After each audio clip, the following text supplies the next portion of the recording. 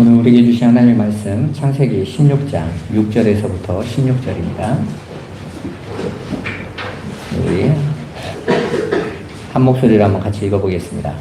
아브라함이 사라에게 이르되 당신의 여종은 당신의 수중에 있으니 당신이 눈에 좋을 대로 그에게 행하라 하매 사레가 하갈을 학대하였더니 하갈이 사레 앞에서 도망하였더라. 여호와의 사자가 광야의 샘물 곁 곧 술길 샘 곁에서 그를 만나 이르되 사레의 여종 하갈아 내가 어디서 왔으며 어디로 가느냐. 그가 이르되 나는 내 여주인 사레를 피하여 도망하나이다.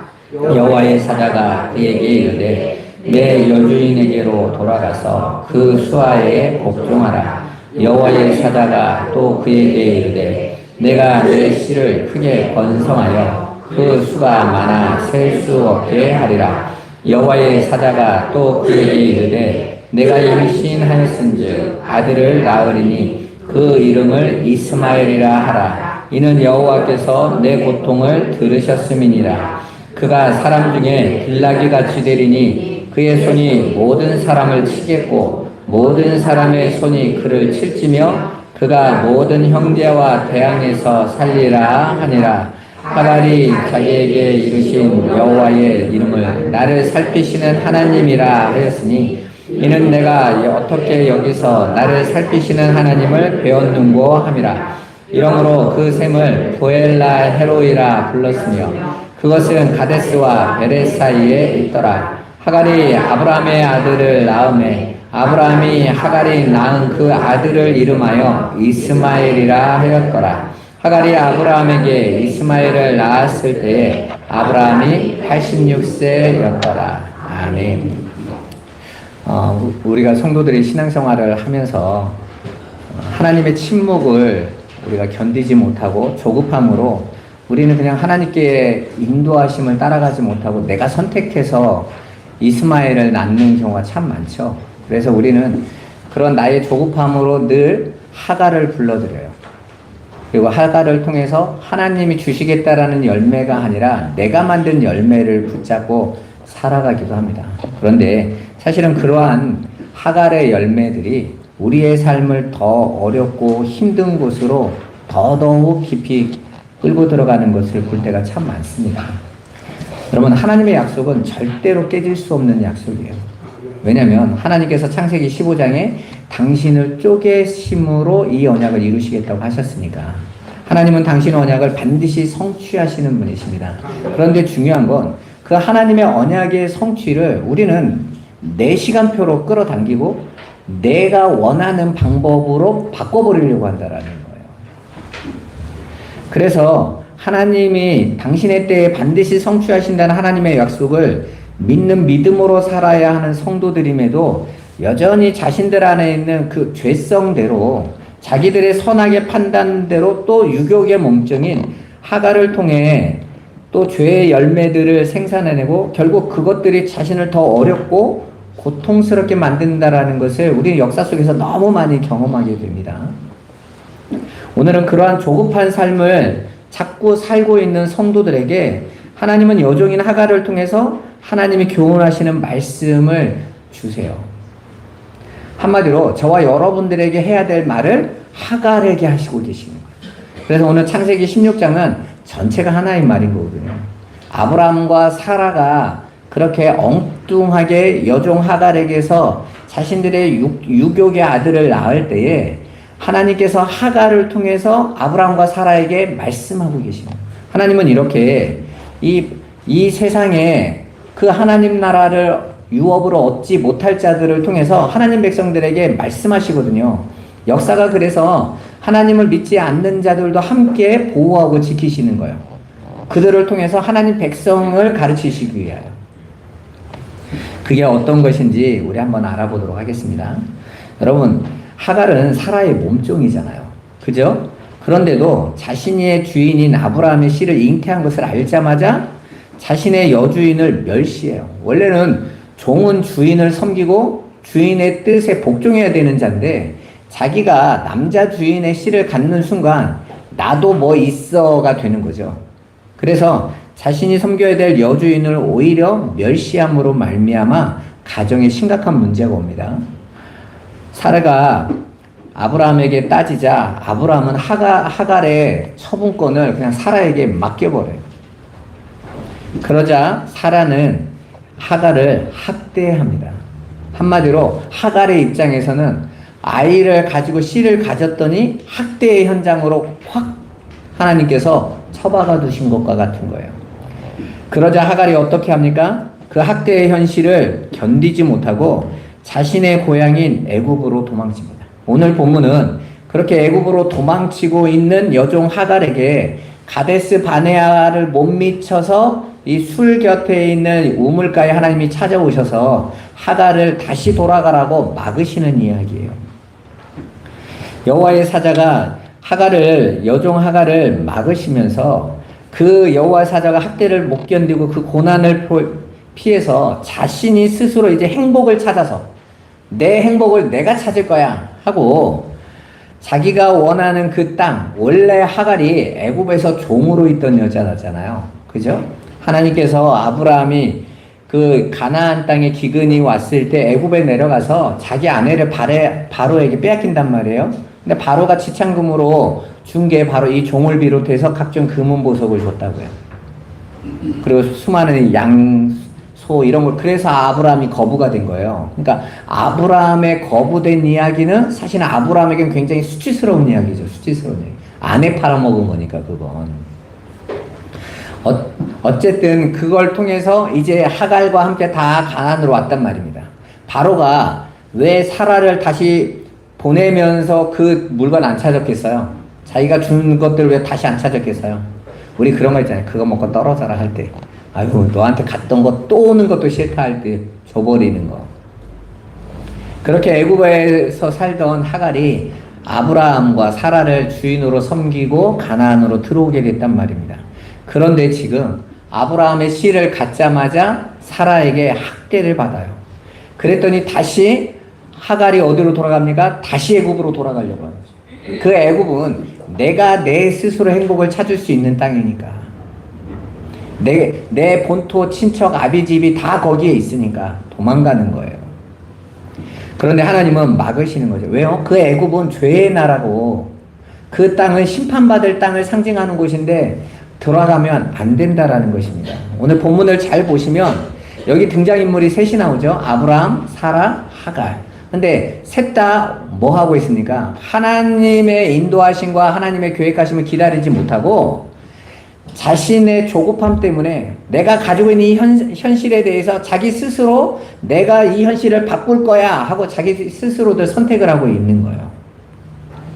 하나님은 아브라함과 사라를 통해서 이스마엘을 낳도록 허락하시고 그 아픔과 고통을 경험하게 하시면서 하갈을 통해서는 그 삶이 얼마나 미련하고 어리석은 삶인지, 그리고 하나님이 지금 주장하고 만들어 가시려는 하나님 백성의 삶이 어떤 삶인지를 가르쳐 주고자 하시는 거예요.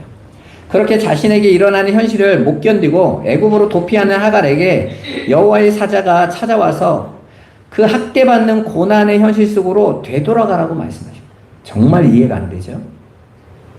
여러분, 저와 여러분들이 지금까지 믿고 있던 신앙을 말씀으로 잘 비춰보란 말이에요. 우리는 지금까지 교회 안에서 기복신앙을 배웠어요. 번영신. 예수 믿으면 복 받는다. 예수 믿으면 만사형통한다. 예수 믿으면 문제 해결된다. 예수 믿으면 내가 지금 있는 이 고통과 어려움의 자리를 도피할 수 있고 하나님은 거기서 건져주신다. 우리는 늘 내가 원하고 기대하던 부분에만 관심을 갖고 있기 때문에 하나님도 그렇게 내가 지금 이 문제를 해결하기 위해서 예수를 믿었단 말이에요. 그리고 끊임없이 하나님 앞에 우리는 늘 기도하기를 이 문제 해결해 주시고, 그리고 나를 빨리 행복하게 만들어 주시고, 원래 내가 기대하던 바대로 이루어 주세요가 우리의 기도 제목이란 말이에요. 그런데 오늘 아브라함과 사라를 통해서, 하갈을 통해서 하나님이 보여주시려는 건 뭡니까? 내가 너에게 그 자리에 놔뒀다라는 거예요. 하나님의 목적은 이 세상에서 저와 여러분들의 육적인 성공이나 잘됨과 행복이 아니라 하나님 나라 백성으로 완성하시는 거예요. 그래서 에베소서 1장에 하나님께서 당신의 기쁘신 뜻으로 내놓으신 게 뭡니까? 우리를 당신의 사랑하는 자 안에서 거룩하고 흠없게 하시고, 부자 만드시려는 게 아니라니까요. 성공한 자 만드시려는 게 아니라는 거예요. 거룩하고 흠없게 하시는. 한마디로 하나님만 전적으로 의지하며 하나님께 나의 인생 완전히 맡겨버리는 그러한 자, 그게 거룩한 하나님의 백성들이란 말입니다. 그 자리로 우리를 이끌어 가세요. 그래서 아브라함을 75세에 부르시고 정작 약속한 아들은 100세에 주신단 말이에요. 한마디로 아브라함이 기다려도 안 되니까 딴 거 하는 거잖아요. 그죠? 하가를 통해서 이스마엘을 낳을 때도 10년이나 기다린 거예요. 여러분, 우리 한국교회 성도들의 신앙은요, 정말 이렇게 물의 끓음 같아요. 또 금방 뜨거워졌다가 또 금방 식어버려요. 그런 우리 한국교회 성도들은 기도하고 그냥 해버립니다. 어쩌다가 맞으면 응답이야 이러고, 왜 이렇게 하나님이 말씀이 없으시지? 말씀할 틈을 안 줘. 그게 우리 한국교회 성도들의 특징이에요. 그러니까 미리 계획 세우고 다 해버리는 거예요. 여러분, 그 속에서 그 조급증 하나님께서 폭로하시는 거예요. 그리고 그 조급증으로 선택한 것 열매들이 결국은 열매인 줄 알았더니 우리를 더 고통으로 끌어당기고 있는 거죠. 그래서 하나님께서 말씀하시죠. 마치 말이 자기 뒷발굽으로 자기를 차는 것 같다. 가시덩굴을 자꾸 발로 차듯이 너 왜 삶을 살아가니? 그러잖아요. 하나님께서는 우리에게 주신 그 모든 현실을 하나님께서 온전히 통제하고 계세요. 인도하고 계신단 말이에요. 따라서 하나님께서 오늘 하가를 통해서 우리에게 이렇게 말씀하시는 거예요. 너 자신의 판단대로 내 인생의 길을 가지 말고 그 인생을 통해 이루려고 하시는 하나님의 뜻을 믿고 인내로서 하나님이 만들어 놓으신 길에 순종하고 가라는 겁니다. 거기가 하나님 나라니까. 히브리서 12장 1절, 10장 36절, 39절 한번 같이 읽어보겠습니다. 이러므로 우리에게 구름같이 둘러싼 허다한 증인이 있으니 모든 무거운 것과 얼매이기 쉬운 죄를 벗어버리고 인내로서 우리 앞에 당한 경주를 하며 너희에게 인내가 필요함은 너희가 하나님의 뜻을 행한 후에 약속하신 것을 받기 위함이라. 잠깐 후면 오실 이가 오시리니 지체하지 아니하시리라. 나의 의인은 믿음으로 말미암아 살리라. 또한 뒤로 물러가면 내 마음이 그를 기뻐하지 아니하리라 하셨느니라. 우리는 뒤로 물러가 멸망할 자가 아니요 오직 영혼을 구원함에 이르는 믿음을 가진 자니라. 아멘. 자, 하나님께서 저와 여러분 하나님의 백성으로 불러들이시고 여러분의 인생을 통해서 이제 성도의 삶, 믿음으로 사는 삶을 훈련하고 계신단 말이에요. 그 믿음으로 사는 삶은 이제 내 뜻과 내 계획, 내 생각, 내가 선하게 판단으로 옳다고 여기는 길로 가면서 하나님 나 도와주세요가 아니란 말입니다. 나를 온전히 내려놓고 나를 부인하고 하나님께 나의 삶을 맡겨버리는 거예요. 그게 믿음입니다. 그렇게 하나님께 맡겨내면 더 이상 언제까지 해주세요가 사라져요.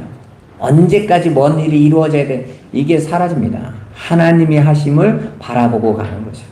이 땅에서 열매 하나도 없어도 돼요. 그렇게 하나님을 온전히 바라보는 자로 우리가 열매가 돼서 가는 거예요. 하나님이 기뻐하시는 열매들로. 따라서 하나님이 우리 성도의 인생에 겪게 하시는 일들은 우연히 일어나는 게 아니에요. 여러분들이 왜 하나님이 나와 함께 계시다면서 왜 내 삶을 이렇게 힘들게 만들어 놓으시는 거야? 내 주변에 왜 이렇게 나를 힘들게 하는 사람만 있는 거야? 우연이 없어요. 하나님이 당신의 기쁘신 뜻대로 우리가 하나님을 온전히 알고 하나님이 약속하신 영원한 유업을 상속받을 수 있는 자로 장성한 자로 만들어 내시려는 것입니다. 따라서 조금쯤에 걸린 성도가 하나님의 때를 기다리지 못하고 자신에게 허락된 시험을 피하려고 스스로의 꾀를 의지해서 죄악의 땅인 애굽으로 도망가려고 할 때 구원받은 성도 안에서 계시는 그 살피시는 예수님이 성령으로 지금도 동일하게 말씀하고 계세요. 여러분 안에 성령이 여러분에게 하시는 말씀 들어보셨어요? 여기 하고 있잖아요. 내 안에서 감동으로 막 여기 안에서 그냥 막 말을 해야 되는 게 아니라 말씀에 말하고 있잖아요. 지금 하갈에게 하는 이야기가 여러분 안에서 성령이 여러분에게 하시는 말씀이란 말이에요. 근데 어떤 분들은 꼭 그러더라고. 꿈에 나오든지 어디서 이렇게 막 말해야 나를 향한 말인 줄 알아. 말씀 전체가 여러분을 향한 하나님의 말이란 말이에요. 어떻게 말하고 계십니까? 도망치지 말고 거기에서 인내로 견뎌라, 버텨라 라고 말씀하고 계시는 거예요. 기다리라는 것입니다. 우리를 죽일 것 같은 그 사망의 골짜기와 그 시간을 감내하라고 말하고 있어요. 피하지 말라는 거예요. 여러분, 우리가 권투 경기를 하다 보면 이게 상대가 너무 세서 직사내게 두드러 맞으면, 전에 한번 그 유튜브 봤더니 선수가 하도 맞으니까 본능적으로 링 밖으로 도망가 버리더라고. 너무 맞으니까 못 견디겠는 거죠. 근데 하나님 백성들도 똑같이 하나님이 그 링을 만들어 놓으세요. 훈련할 링을. 그런데 그 안에서 하나님을 잠잠히 기다리고 견디는 게 참 어렵습니다.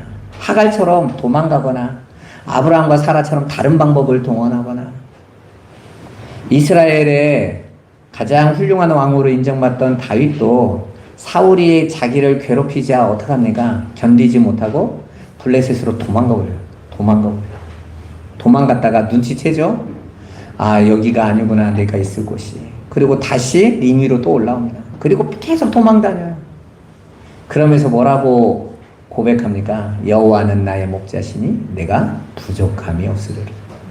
그가 나를 푸른 초장에 누이시고 쉴만한 물가로 인도하시는, 내가 사망의 음침한 골짜기를 다닐지라도 해를 두려워하지 아니할 것은 주의 지팡이와 막대기가 나를 안위하시는 것이다. 주께서 내 원수의 목전에서 내게 상을 베푸십니다. 밥상 베푼다는 거예요. 먹이신다는 거예요. 걱정하지 마.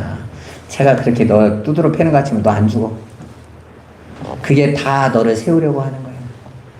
다윗이 그걸 깨닫고 고백한 거예요. 그러면서 도망다니는 거죠. 예전에는 적이 나를 죽일 것 같은 하나님을 만나지 못하실 때는 두려움과 공포에 질린 도망침이라면, 이제 하나님의 뜻을 알고, 아, 하나님이 여기 안에서 나를 훈련하시라는 걸 알고 있는 자의 도망침은 다른 거예요. 구름 위를 걷듯이 도망쳤어요. 그래서 다윗이 어떡합니까? 사울을 죽일 기회가 찾아왔을 때, 동굴로 사울이 들어와서 자기들이 그 안에 있는데 사울이 왔을 때 옷자락만 살짝 비죠. 옆에 있던 장군이 뭐라고 말합니까? 제가 죽이고 하나님 앞에 제가 벌을 받겠습니다. 그런데 뭐라고 말합니까? 놔둬라. 지금 하나님이 이 왕을 통해서 나를 지금 훈련하시는데 네가 뭔데 나서냐 그러시죠. 그리고 어떡합니까? 놔주고 또 도망다녀. 우리 그런 생각이에요. 아, 저거 옛날에 확 끝내버렸어야 되는데 내가 왜 가만히 있다가 왜 이 고생을 하지? 아니요, 다윗은 알고 있었던 거예요. 이 역사에 나타나는 모든 것이 하나님 당신의 백성을 훈련하시는 훈련용 도구들이라는 거예요. 사람 채찍과 인생 막대기를 동원해서 우리를 이끌어 가신다는 거예요.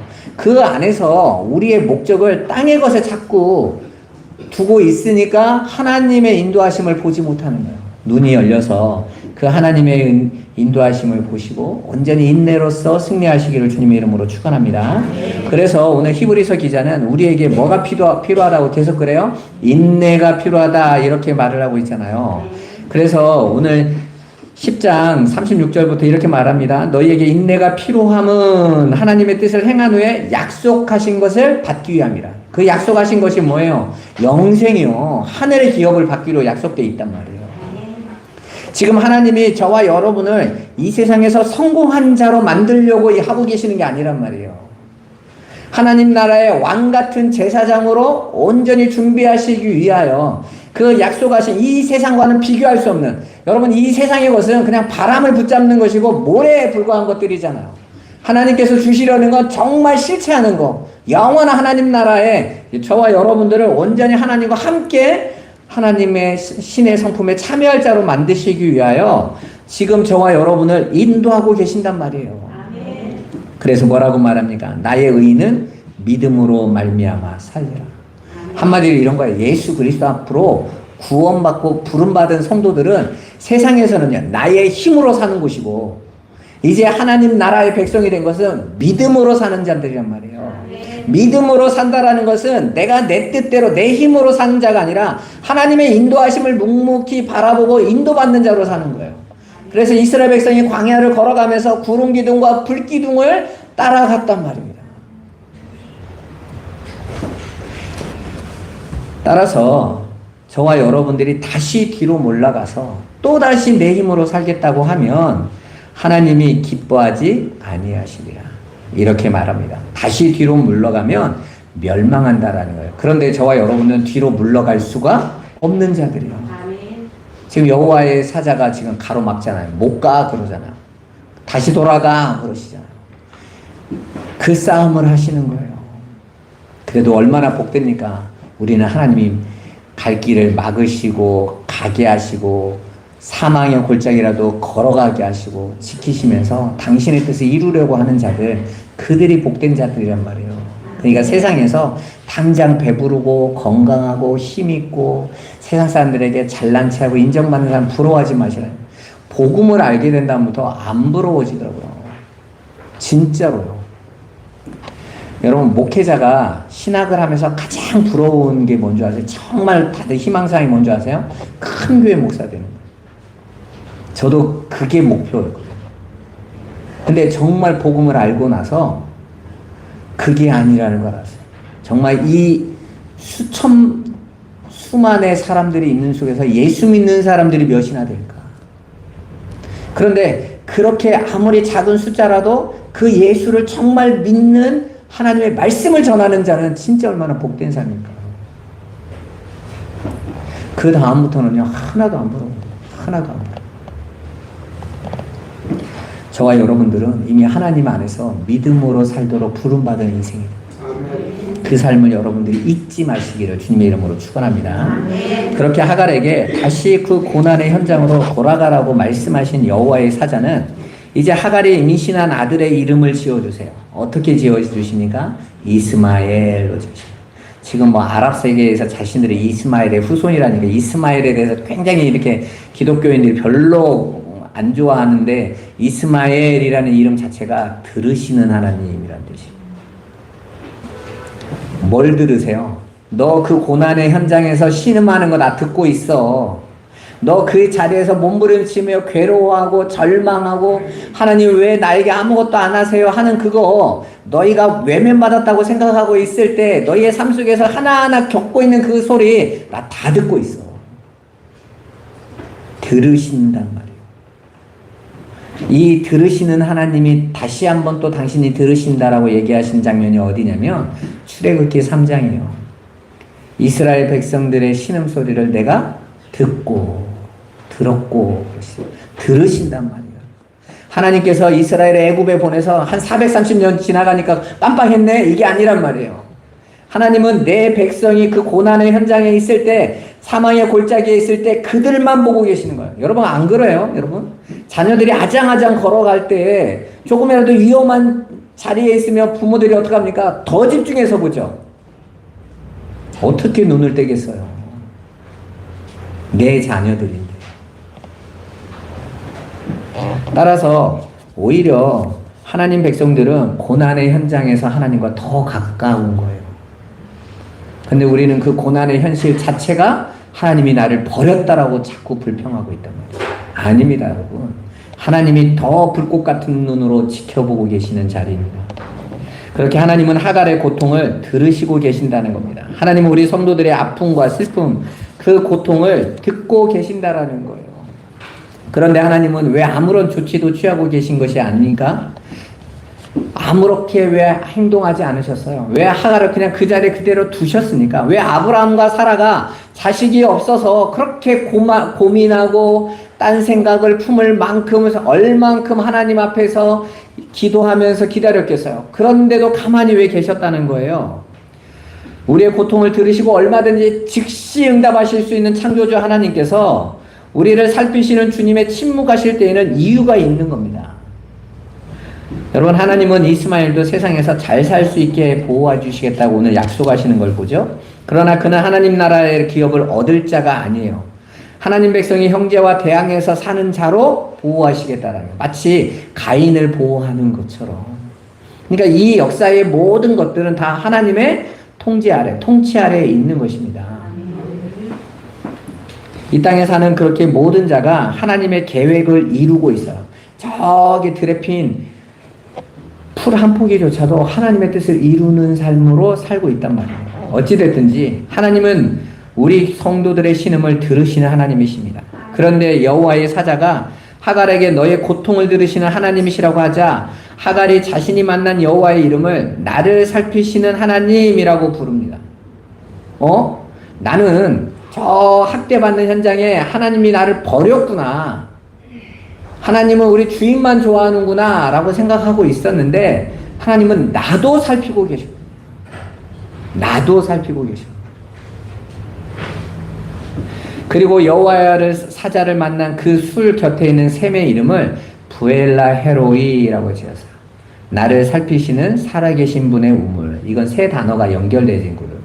부엘이란 말이에요. 여러분 우리가 아브라함이 그 아비멜렉과 그 블레셋 왕하고 이렇게 언약을 맺고 나서 언약의 우물이라고 할 때 부엘이라고 그랬죠. 그 우물이라는 뜻이에요. 거기에서. 자, 여기서 우물이라는 뜻이고 하이라는 단어는 비동사예요. 살아있는. 그리고 로이라는 이 단어는 레아에서 왔어요. 선지자, 선견자라는 뜻이에요. 그러니까 나를 살피시고 감찰하시는 살아계시는 하나님의 우물이라는 뜻이에요. 성경에서는 항상 우물은 진리의 말씀이 붙들려 있는 거예요. 히브리어로 이 부엘이라는 뜻이 그 성전에서 하나님이 시작하신다는 뜻이에요. 그러니까 하나님께서 당신의 성전에 진리로 들어오셔서 그게 우물이니까 담겨져 있는 거. 그렇게 진리로 담으시고 하나님이 그 뜻을 이루시는 거예요. 그래서 하나님은 반드시 당신의 약속을 이루시고 그 일을 이루어 가시는 일에 살피시는 하나님이십니다. 한마디로 하나님 우리를 창조만 해놓으시고 외면하시고 방치해 놓으시는 하나님이 아니라 우리의 고통을 들으시며 우리와 늘 함께 하시면서 우리를 살피시는 하나님이신다는 사실을 아시기를 주님의 이름으로 축원합니다. 선악과를 따먹은 모든 인간들은 그 하나님의 시간을 믿지 못하고 하나님의 인도하심을 온전히 인정하지 못하고 내가 원하는 시간대로 가는 거예요.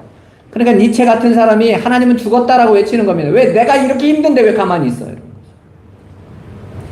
죽으신 분이 아니라 당신의 백성들이 믿음으로 살도록 성령으로 붙잡고 계신다. 그래서 하나님 백성들은 넘어지는 것 같으나 자빠지지 않는다 그러죠. 한마디로 망하지 않는다는 다시 일으키세요. 다시 진리 안에 세우고 가시는. 따라서 우리가 우리의 조급한 마음으로 유격의 종인 하갈을 붙들어 버리면 안 되는 거예요. 믿고 기다리는 거예요. 믿고 기다려도 안 하면요. 안 하면 돼요. 그게 하나님께서 그 길로 가는 게 아니기 때문에 안 하면 됩니다. 그런데 하나님께서 당신의 길을 열어가세요.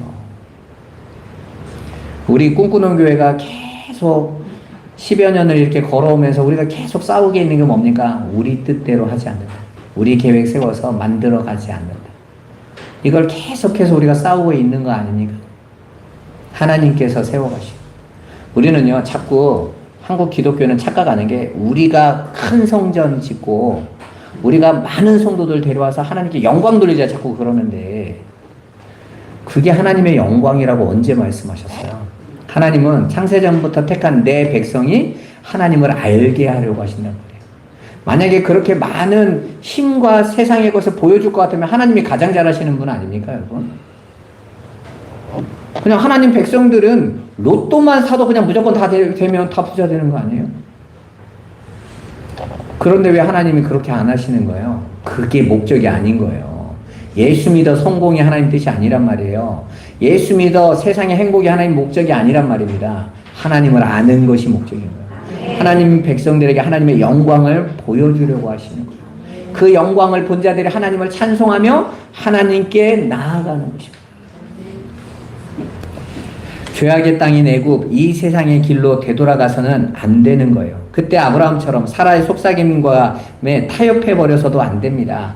이 세상의 방식과 타협해서 스스로 해결책을 내놓으면 안 된다는 말이에요. 여러분, 이제 하갈은 아브라함과 사라에게 돌아갑니다. 여러분, 여러분이 기도한다는 것은 기도할 때 응답이 오니까 기도하는 게 아니라 기도는 이미 응답 안에 있는 자들이 하나님의 뜻을 계속해서 구하고 있는 거예요. 그 응답의 시간은 하나님 거예요. 하나님 거.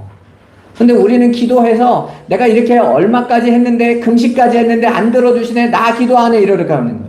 오늘 한국교회 성도들이 다 그러죠. 내가 기도해봤더니 안 되더라. 아니요. 이미 하나님께서 확정하신 언약을 소망 가운데 확신하고 그걸 구하고 있는 자들이 기도란 말이에요.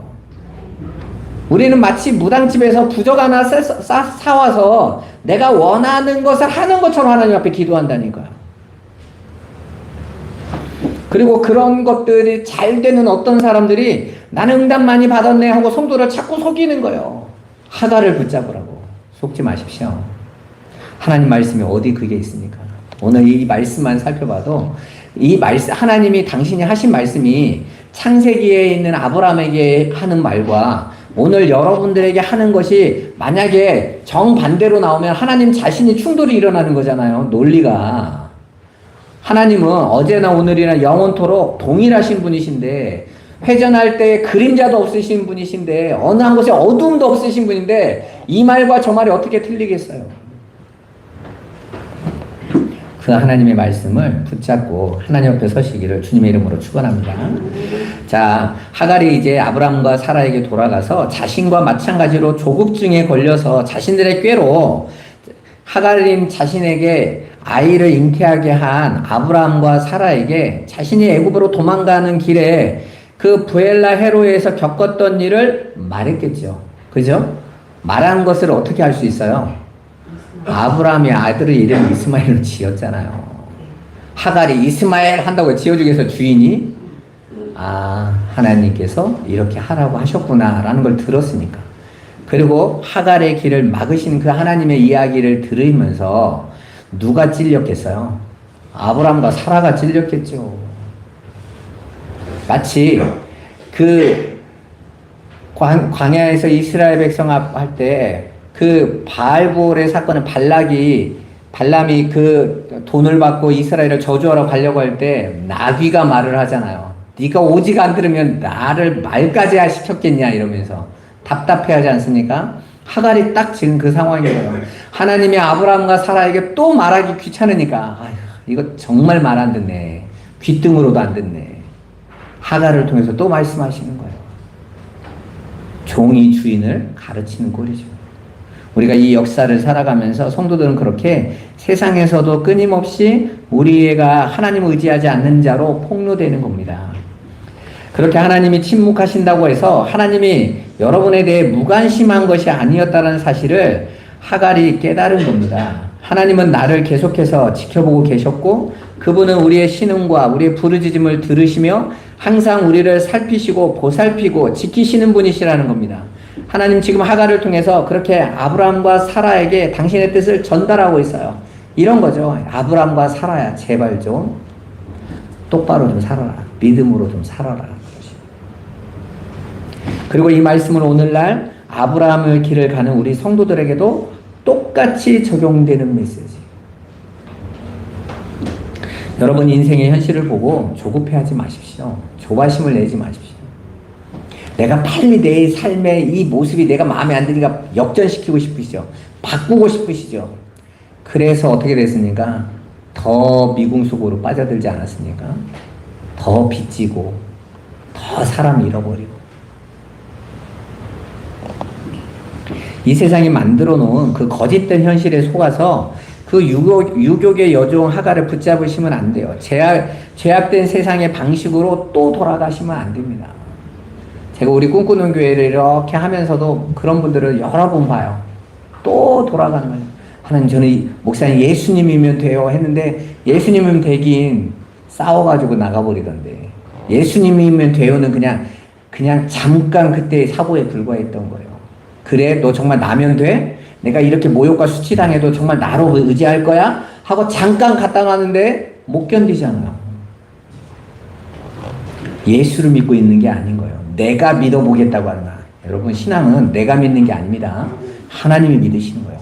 그래서 하나님 백성은 당신의 말씀 앞에 붙들려서 가는 거예요. 당장 자신의 힘과 방법으로 해결해 보겠다고 율법주의나 기복주의, 또 신비주의나 물질주의, 성공주의나 그런 번영신학 등 실용주의 등 세상의 방식으로 눈에 보이는 것으로 열매를 맺는 육적인 서자인 이스마엘을 낳는 삶을 추구하시면 안 되는 거예요. 그건 다 헛된 것들입니다. 여러분 안에 부활하신 예수님께서 성령으로 지금 실제하고 계세요. 그분은 한순간도 한눈 팔지 않으시는 분이십니다. 그분은 피곤하다고 졸지 않고 우리를 항상 살피시면서 우리가 하나님 자녀답게 하나님 주신 그 영원한 언약의 소망을 붙잡고 믿음을 발휘하며 인내 속에서 기다리는 삶을 사는 자로 지금 만들어가고 계시는 거예요. 그게 하나님이 더 인내로 여러분을 기다리시는 거예요. 확 바꾸시는 게 하나님이 더 속편할 거 아니에요? 그런데 여러분의 시간을 기다리신다고요. 탕자가 세상에 나가서 하나님 아버지의 것을 다 허랑방탕하게 살면서 그렇게 망가진 인생을 보는데 기다리고 계신단 말이에요. 우리가 하나님의 때를 인내하며 기다리는 기다림의 믿음을 잘 발휘하지 못하고 여전히 옛사람의 습관대로 자기의 꾀로 질에 걸려 넘어질 때 그때 주님은 우리 안에서 계속 외치세요. 너에게 허락된 자리, 너에게 허락된 시간, 너에게 허락된 그 광야, 그 고난의 자리로 돌아가라. 그 자리에 있어라. 그곳에서 찬란한 빛의 자녀가 시작된다. 그 자리에 걸어가라. 이스라엘 백성이 광야 40년을 얼마나 견디기 힘들어했습니까? 못 견뎌하죠. 왜 물도 없고 고기도 없는 이곳에 우리를 데려와서 우리를 이렇게 괴롭히냐고 계속 이스라엘 외치잖아요. 그리고 그들이 끊임없이 뭐라고 고함칩니까? 애굽 가자, 애굽 가자. 애굽에 있는 부추, 파, 마늘이 너무 그립다. 내가 내 힘으로 원하는 대로 살던 그 삶 나 너무 그리워. 근데 하나님께서 발목을 착고에 채운 것처럼 광야에 딱 묶으시오. 홍해를 딱 가로막으시. 절대 못 가 그러시. 너희는 반드시 나와 함께 영원한 나라 상속받아야 돼. 그리로 이끌어 가시는 거예요. 그래서 그 자리에 있는 성도들에게 이 성경 66권으로 계속 말씀하시는 거예요. 인내로서 잘 견뎌라. 뒤로 물러가지 마라. 또 육신의 삶을 살겠다고 하지 마라. 우리 꿈꾸는 교회 성도들은 별로 재밌는 설교를 못 들어서 목사가 맨날 이런 그러니까 다른 교회에서 설교하면 그 교회 성도들이 이 말을 알아들어요. 그래서 전에도 우리 교회 왔던 어떤 분이 그러시면 아유 너무 동네에 안 어울리게 수준 높은 말을 하시면서 우리 동네가 어때서요? 우리 성도들 다 수준 높아요. 다 알아들었더니 정말요? 그러죠. 정말 알아듣죠. 말씀은 성령으로 알아듣는 거지 머리 좋아서 알아듣는 게 아니죠. 그래서 여러분과 함께 있는 게 참 행복해요. 다른 데는 이렇게 설교를 하면 꿈뻑 그래요. 저 양반이 뭔 말하고 싶어서 저러나 빨리 복으로 넘어가든지 이렇게 살라고 하든지 제가 설교를 하면 이렇게 살라도 없고 그냥 잘 이기세요 이러고 가니까 이게 마지막 화장실 가서 밑을 안 닦은 느낌으로 자꾸 보는 거예요. 우리 성도들이나 듣다 보니까 이제 우리 목사님이 저런 스타일이구나 하고 가지. 여러분 하나님의 인도하심 안에 우리를 맡기는 게 정말 어렵습니다. 우리가 이렇게 합시다. 깔끔하죠. 근데 그게 하나님 뜻이 아닌데요. 기다립시다. 인내로서 하나님을 바라봅시다. 하나님이 어떻게 이루시는가 보는 거죠. 여러분 지금 당면한 여러분의 고난의 현장에서 그 기다림의 시간이 정말 견디기 힘들 거예요. 본문에서 여호와의 사자가 하갈에게 나타나신 그 말씀 부엘라 헤로이 나를 살피시는 나의 고통과 나의 신음을 들으시고 감찰하시고 있는 살아계신 하나님의 우물을 기억하십시오. 그리고 그 자리에 여러분이 가세요. 여러분 가정 안에 그런 우물을 만들어 놓으세요. 기도의 자리를 만드시고 여러분이 힘들 때 어려울 때 무릎으로 그 앞에 서시란 말이에요. 그리고 거기다 써놓으세요. 부엘라 헤로이 나를 감찰하시는 살아계신 하나님의 우물 여기다. 나는 여기에서 말씀으로 기도로 하나님을 바라볼 거다. 하나님이 나를 처분하시는 대로 순종할 거다. 고백하고 가는 거죠. 그러면 변화될 거니까가 아니에요. 아무것도 안 보여도 나는 하나님이 나를 영원한 하나님 자녀 삼아주시면 확신하고 간다. 그리로 가는 겁니다. 하나님은 지금 여러분을 그렇게 지켜보고 계십니다. 어떠세요? 외면하시는 것 같고 침묵하시는 것 같지만 사실은 구원받을 여러분을 향한 세심한 간섭이라는 하나님 나라의 역사를 이해하시겠습니까? 무관심한 듯 무표정한 듯 여러분을 챙기시는 분이 하나님이세요. 꼭 아버지들이 그러잖아요. 자식들이 이렇게 하면 무관심한 듯. 엄마들은 그냥 아들이 이렇게 넘어지면 어떻게 막 이러는데 아버지는 이러죠. 일어나. 아들은 남자가 털어. 피 철철 흐르고 있는데 그럼 또 그래 남자들은 그렇게 커가지고 또 무관심을 또 자식에게 사랑으로 표현을 해요. 요즘 아버지는 좀 자제도만. 우리 때는 뭐 이 말씀이 4,000년 전의 말씀이라고 생각하십니까? 맞아요. 그러니까 그 당시의 고대 사회에서 아버지가 아들을 어떻게 볼 것 같으세요? 무관심한 듯 챙기는 거예요. 하지만 지키고 있는 거예요. 가정을 온몸으로 지키시는 아버지들처럼 하나님이 당신의 백성을 온몸으로 지키고 계신 겁니다. 그 하나님을 신뢰하는 거예요. 그게 믿음입니다. 여러분의 꾀로 또 영적인 서자 이스마엘을 낳아버리면 당장은 좋아버릴 수도 있어요. 당장은 야 잘됐다. 아우 속 시원하다. 이럴 수 있습니다. 그런데 그만큼 여러분이 더 길고 어려운 또 고통의 시간으로 들어가야 되는 것입니다. 소망 가운데 믿음으로 기도하시며 잘 참고 견뎌서 승리하시기를 주님의 이름으로 축원합니다. 기도하겠습니다. 살아계신 아버지 감사합니다. 브엘라 헤로이의 하나님, 이스마엘의 하나님, 살아계셔서 지금도 우리를 살피시며 불꽃 같은 눈동자로 우리 꿈꾸는 성도들을 지키시는 하나님, 그리고 우리의 기도를 들으시는 이스마엘의 하나님, 하나님의 앞에서 우리 성도들이 더 이상 내 뜻대로 안 된다고 조급하게 행동하지 않고 믿음으로 기다리며 하나님을 의지하며 가게 하여 주옵소서. 예수님의 이름으로 기도드리옵나이다. 아멘.